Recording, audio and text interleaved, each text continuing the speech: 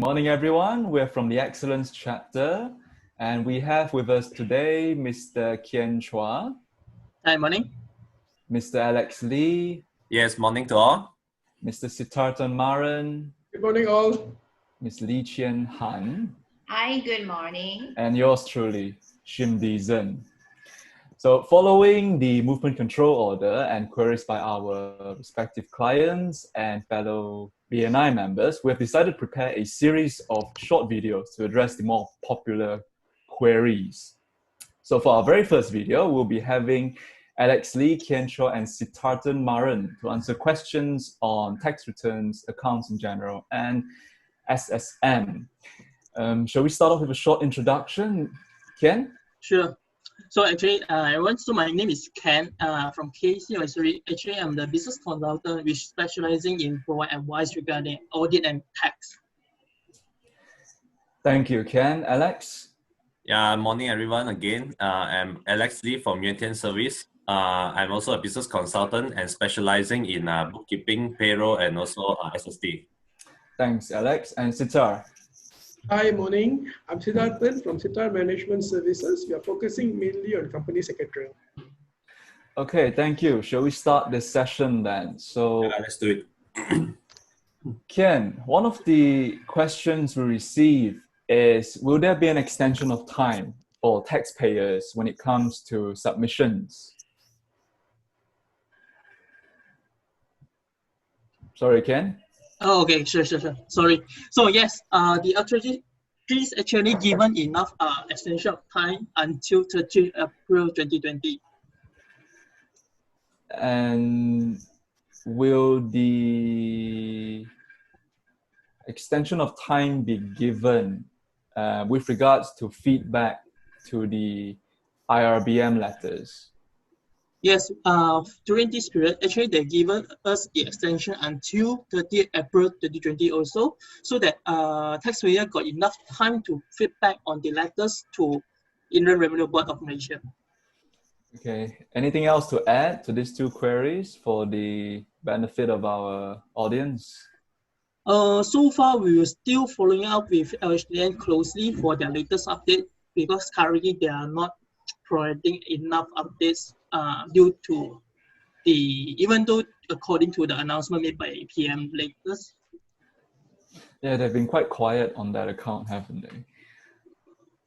Okay, what about extensions, Alex, for the forms, BE form, Form B and Form E? Yeah, because of this closed down for almost 1 month, actually government has taken an initiative to extend the Form BE, B, and also Form E. They extended 2 months. So meaning now for all the clients that are preparing all these forms, they can actually have 2 months more time to prepare. Yeah. Does this, okay, and is there any deferment for the payments? Yes, not only Form BE, B, and also E, and for company who paying their monthly advance tax to government, which is the CP 204, government has also extended and deferred 3 months deferment for all the companies, meaning companies do not have to pay 3 months tax installment starting from April. Well, that's quite helpful. Does the extension apply to unincorporated entities as well? For instance, partnerships, sole proprietors, enterprises? So far, government only announced that for CP 204, which is for Sdn Bhd, we haven't heard of anything regarding partnership and also sole proprietor. Okay, hopefully we'll get something. Yeah. For this period, we also hope that all the SME, especially Sdn Bhd owners, to keep more cash so that it will be able for them to roll for their business. Cash is definitely going to be a challenge. Yes. For many companies and businesses now. But thanks for clarifying, Alex. I think one last question for you, and that is with regards to the ever popular relief for employees under the Socso scheme. So how does that work, Alex? Yeah, this one is actually a very good initiative by our government. They are giving 600 financial aid to our employee. So for this one, all the employers, they have to make sure that they have paid the Socso previously and also the EIS.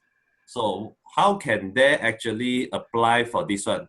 So this program is falls under ERP. We call it Employment Retention Program, which is 600 per month for 6 months for our employee.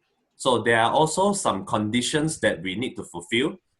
First is to make sure employee given no pay leave notice beginning of 1st of March, and employee has been contributing the EIS. The third one is employee salary must be below 4,000 ringgit, and the application must be made by employer on behalf of their employees, meaning employee cannot go and apply themselves. Employer have to apply for them.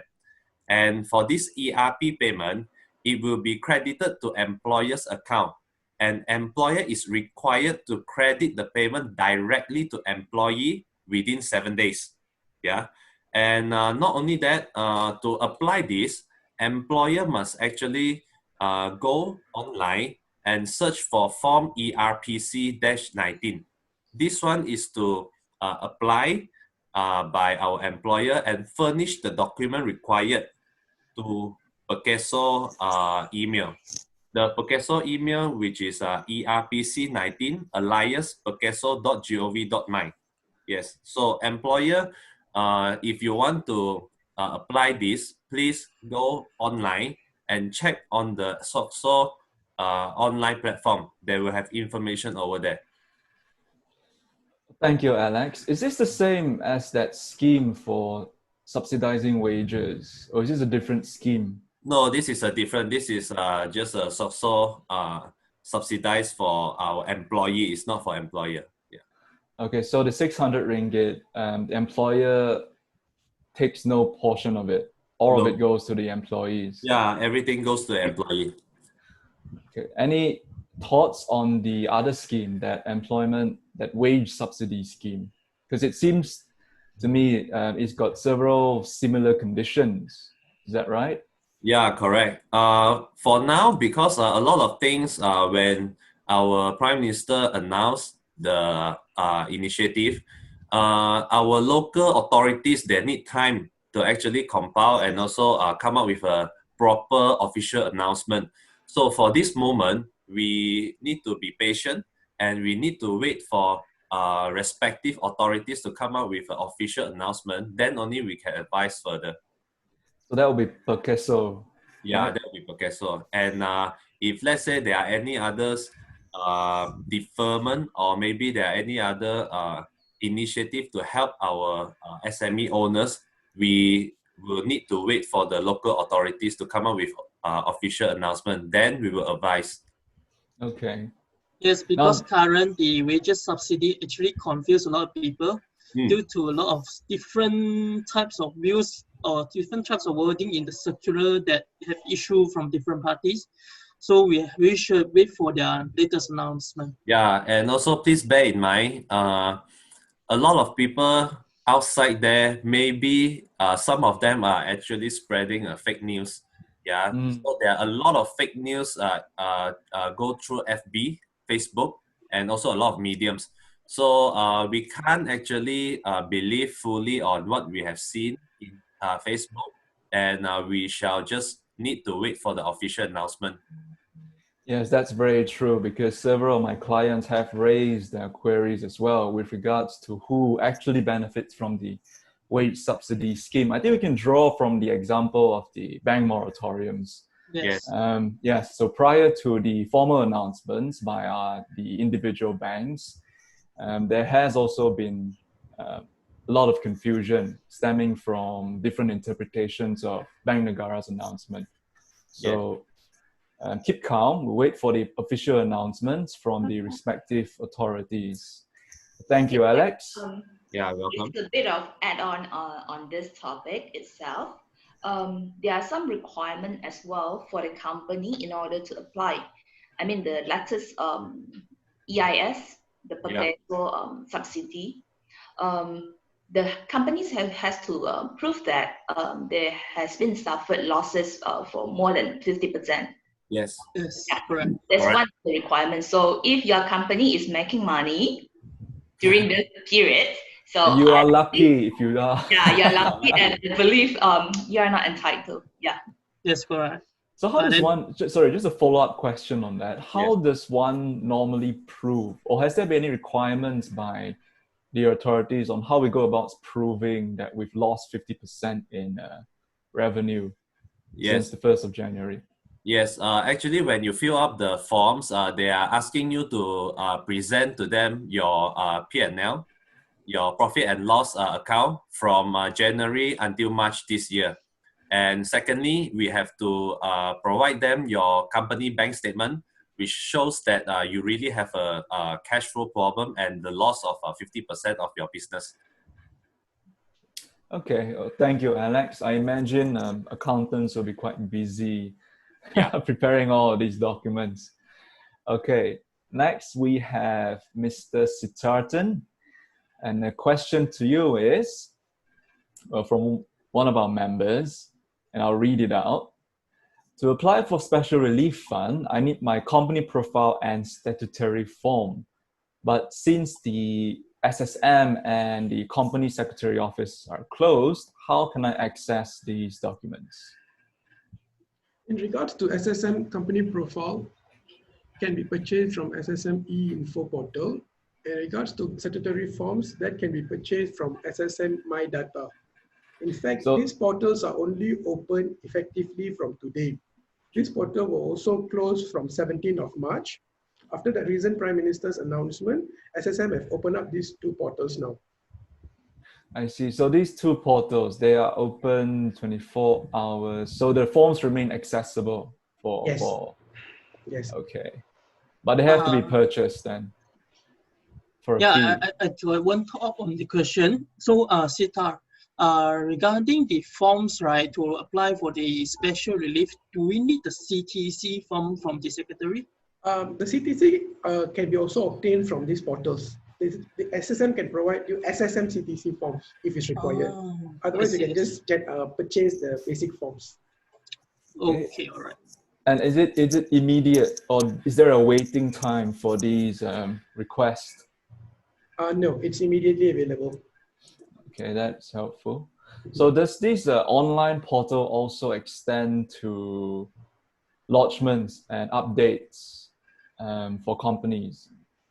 Unfortunately, for instance, change of business nature, resignation of directors. Unfortunately, no. For changes of particulars for a company, that need to be launched by a portal called SSM Micro ID, or hard copy documents can be filed to SSM. However, both of these avenue is closed for the moment. Which one? The hard copy filing? Hard copy to submit to SSM is closed. SSM offices are closed throughout Malaysia. And also the other portal, which is called SSM Micro ID, this portal is also closed. Hence, we can't make changes to particulars of the company or do any other launchment. As far as you know, has SSM issued any announcement on this? Yes, they have issued two announcements, in fact. The first announcement is on the 18th of March, regards to ceasing of their business operation on MCO period. And the second announcement was a day before yesterday, regards to opening up of SSM e-info and SSM My Data portal. Okay, thank you. I guess we'll have to wait to see if there are further announcements from SSM. Yes. Okay.